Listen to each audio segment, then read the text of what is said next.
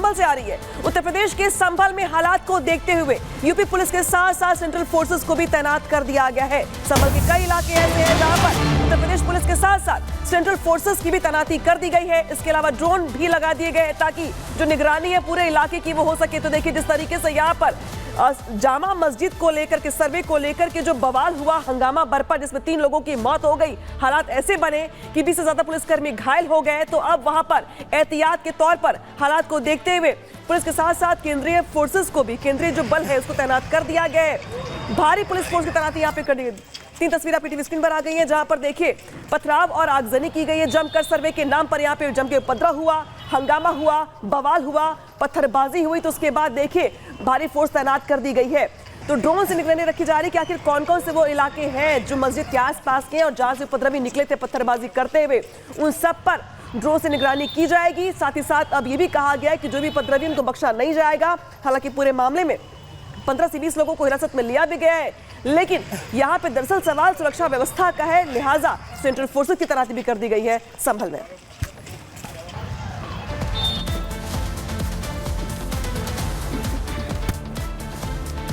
और इसी के साथ आपको बता दें कि मंडलायुक्त अजनय सिंह की तरफ से भी बड़ा बयान दिया गया है और साफ तौर पर आपको बता दें उनकी ओर से कहा गया है कि इसमें 3 लोगों की मौत हुई है और 20 पुलिसकर्मी घायल बताए जा रहे हैं। पुलिस ने गोली नहीं चलाई है, ये साफ तौर पर कहा गया है। मंडलायुक्त की तरफ से ये बात साफ कर दी गई है कि पुलिस की ओर से गोली नहीं चलाई गई थी। 3 तरफ से लोगों ने आकर पथराव किया, पुलिस ने आंसू गैस के और रबड़ बुलेट चलाई थी, गोली नहीं चलाई थी। इस तरीके की बातें लगातार कही जा रही थी। 15 से 25 साल की आयु वर्ग के लोगों ने ये पथराव किया था। घटना में हमारी कोशिश रही कि उनमें से कुछ को पकड़ा जाए और पकड़ा भी गया। उनमें 2 महिलाएं भी पकड़ी गई जो छत पर से पथराव कर रही थीं और काफ़ी कुछ 5-6 लड़के भी पकड़े गए। अभी तक कुल मिला के जो अभी तक संख्या 15 लोगों के करीब डिटेन किया गया है। उन लोगों से पूछताछ चल रही है। ये निश्चित रूप से एक उकसावे के अंदर की कार्रवाई है जिसमें जानें भी गई हैं। ये सारे लोग नई उम्र के लड़के या तो थे या फिर महिलाएं थी। ये सारे लोग किसी न किसी उकसावे में आकर कर रहे थे। सभी को समझाने का प्रयास किया जा रहा है। सभी जनप्रतिनिधियों से भी हम लोग बातचीत में हैं और बाकी लोगों से भी बातचीत कर रहे हैं। अभी तक स्थिति नियंत्रण में है, पूरी तरह शांत है और आगे स्थिति नियंत्रण में ही रहे, कोई दिक्कत न हो, इसके लिए अभी हम सभी ने रणनीति बनाई है। फोर्स पूरी तरह बाहर से भी बुला ली गई है, सभी जगह फोर्स मौजूद है और हम किसी भी तरीके की घटना इस तरीके की अगर कोई करता है या उकसावे की जो कार्रवाई कर रहा है उसकी भी पहचान कर रहे हैं और उसको भी हम जल्दी ही कानून के दायरे में लाएंगे।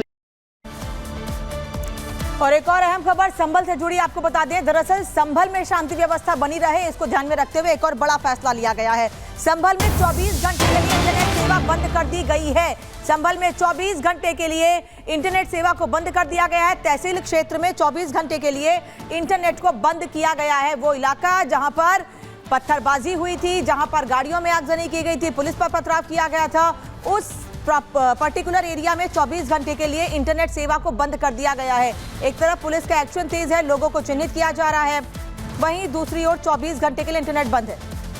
और सीधे रुक करेंगे सहयोगी साहिल का। साहिल, जिस तरीके से सुबह से आप पल पल के अपडेट पहुंचा रहे दर्शकों तक, लेकिन बड़ी जानकारी इस वक्त ये आ रही कि अब इंटरनेट सेवा जो है वहां पे बंद कर दी गई है और जो सेंट्रल फोर्सेज है उनको भी तैनात कर दिया गया है, और क्या जानकारी?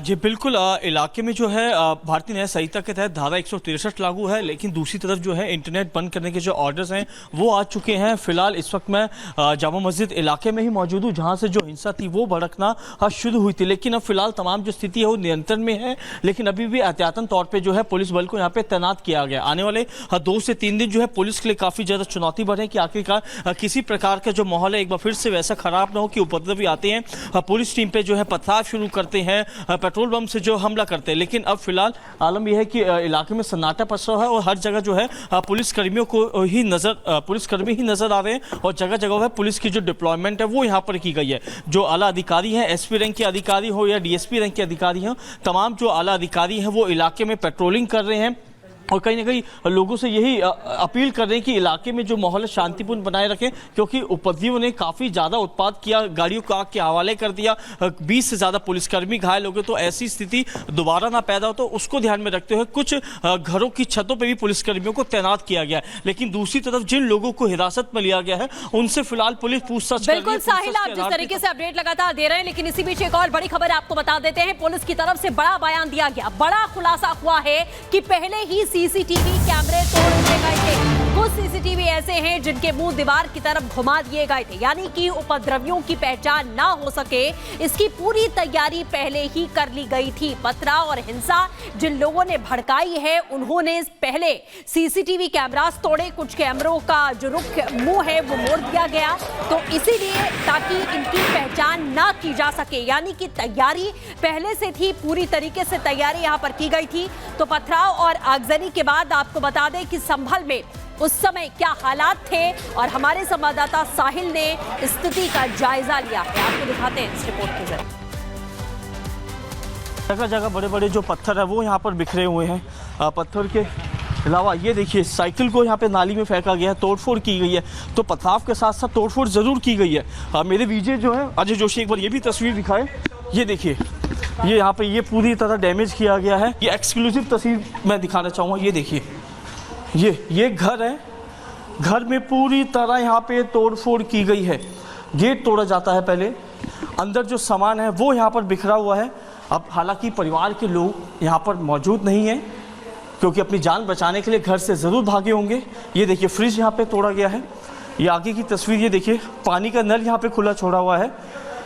और इसके अलावा ये कांच को डैमेज किया गया है। डैमेज करने के बाद ये आप देखिए स्कूटी, ये स्कूटी को यहाँ पे तो गिराया गया है, तोड़फोड़ की गई है स्कूटी के साथ। अंदर की तस्वीर दिखाऊं तो ये कमरे की तस्वीर है, एक्सक्लूसिव तस्वीरें हैं। देखिए, जो पूरा जो कांच का टेबल था वो पूरी तरह तोड़ा जा चुका है।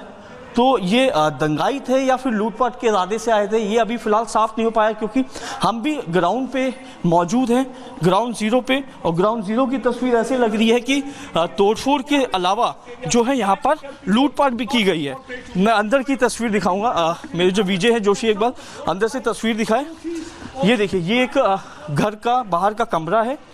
यहाँ पर भी पूरी तरह टीवी तोड़ा गया है। ये टीवी यहाँ पे तोड़फोड़ की गई है। टीवी के अलावा जो यहाँ पे डाइनिंग टेबल था, फ्रंट का पूरा टेबल, उसको पूरा यहाँ पे डैमेज किया जा चुका, तोड़फोड़ की जा चुकी है। फ्रिज यहाँ पे तोड़ दिया गया है। एसी का जो ऊपर का है उसको भी यहाँ पे तोड़ा जा चुका है। तो ये पुलिस पे हमला करने आए थे या फिर लोगों पे इन्होंने अटैक किया, वो ऐसा लग रहा है कि जो स्थानीय लोग यहाँ पे रहते हैं, कहीं ना कहीं उनको हार्म करने की कोशिश की गई है, डैमेज करने की कोशिश की गई है। क्योंकि ये घर के अंदर की तस्वीर दिखा रहे हैं और पूरी तरह घर का जो सामान है, कीमती सामान, वो तोड़ा जा चुका है। ये देखिए, पहले तो उपद्रवी, ऐसा हम अनुमान लगा रहे हैं कि उपद्रवी यहाँ से गेट को जबरन तोड़ते हैं, जाली काटते हैं, और जाली काटने के बाद जो है घर में दाखिल होते हैं, और घर में दाखिल होने के बाद जो है पूरे जो सामान, कीमती सामान था, इलेक्ट्रॉनिक आइटम, उनके साथ तोड़फोड़ करते हैं। तो समझिए कि पत्थरबाजी के साथ साथ यहां घरों में भी तोड़फोड़ की गई है। मामला केवल सर्वे को लेकर नाराजगी का नहीं था, यानी लोगों को भड़काने की पूरी कोशिश की गई, जिस वजह से वहां कुछ परिवारों को टारगेट भी किया गया है। लेकिन इन सबके बीच सवाल ये उठ रहा है कि इतनी बड़ी संख्या में पत्थर आए कहां से, छतों पर पत्थर कैसे इकट्ठे हुए, और क्या बाल्टी में, टबों में या टोकरियों में भरकर पत्थर लाए गए थे, जो बैक टू बैक हमले पुलिस पर किए गए हैं। रिपोर्ट देखिए।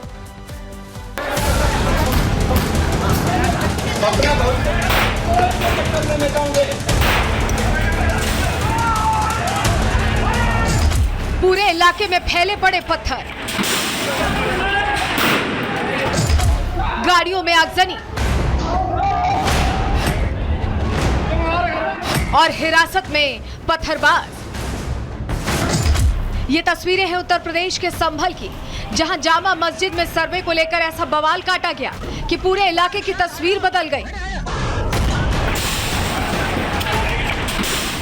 एक तरफ जहां सर्वे टीम जामा मस्जिद के अंदर सर्वे कर रही थी, तो वहीं बाहर हंगामा कट रहा था, जिसे काबू करने के लिए पुलिस को लाठीचार्ज भी करना पड़ा। दरअसल आज सुबह 7:30 बजे मस्जिद के सर्वे के लिए टीम पहुंची थी। इस दौरान हजारों मुस्लिम समुदाय के लोग पहुंच गए। लोगों ने इकट्ठा होकर सर्वे का विरोध किया। भीड़ मस्जिद के अंदर जाने पर अड़ गई। पुलिस ने रोकने की कोशिश की तो पथराव कर दिया। कई घंटों तक जगह जगह पथराव होता रहा। सर्वे कंप्लीट हो चुका है और सर्वे टीम को सुरक्षित हमने अपने जगह पे पहुंचा दिया है। जो भी दंगाई हैं या जो भी शरारती तत्व हैं उन पर कठोर कार्रवाई की जाएगी और किसी को भी बख्शा नहीं जाएगा।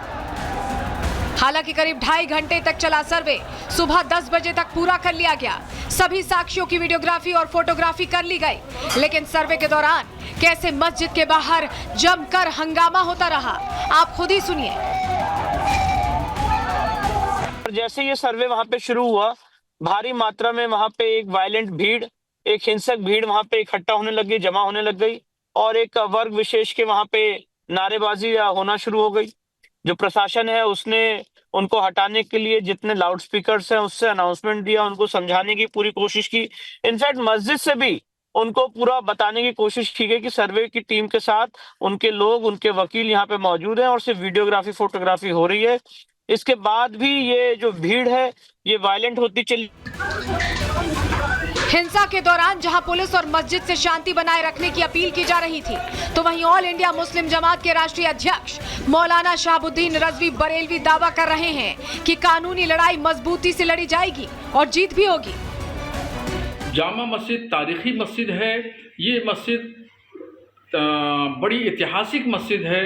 इंशाअल्लाह कोर्ट से भी हर एतबार से भी जीत हमारी होगी, क्योंकि मस्जिद खुद अपने आप में एक शहादत देती है। इसलिए किसी के भड़कावे में, किसी के उकसावे में मुसलमान ना आए। हालांकि हिंदू पक्ष के वकील विष्णु जैन के पिता हरिशंकर जैन का अभी भी दावा है कि हिंदू मंदिर तोड़कर यहाँ ढांचा तैयार किया गया है।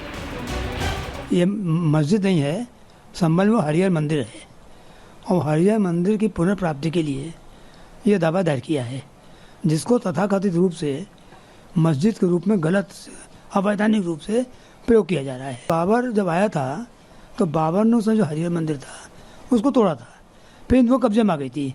अकबरनामा में लिखा हुआ है अबुल फजल ने कि वहाँ पर कल के अवतार होना है, हिंदू पूजा करते हैं। दरअसल जामा मस्जिद का 5 दिन में आज दूसरी बार सर्वे हुआ है। इससे पहले 19 नवंबर को जामा मस्जिद का सर्वे हुआ था। 19 नवंबर को ही हिंदू पक्ष की जामा मस्जिद के श्री हरिहर मंदिर होने की याचिका पर सुनवाई हुई थी और कोर्ट ने 1 हफ्ते के अंदर रिपोर्ट पेश करने का आदेश दिया था। लेकिन सवाल है कि आखिर इतनी भीड़ किसके कहने पर इकट्ठा हुई? क्यों भीड़ ने पुलिस को ही निशाना बनाया? आखिर इस हिंसा के पीछे किसका हाथ है? Bureau report, Republic Bharat.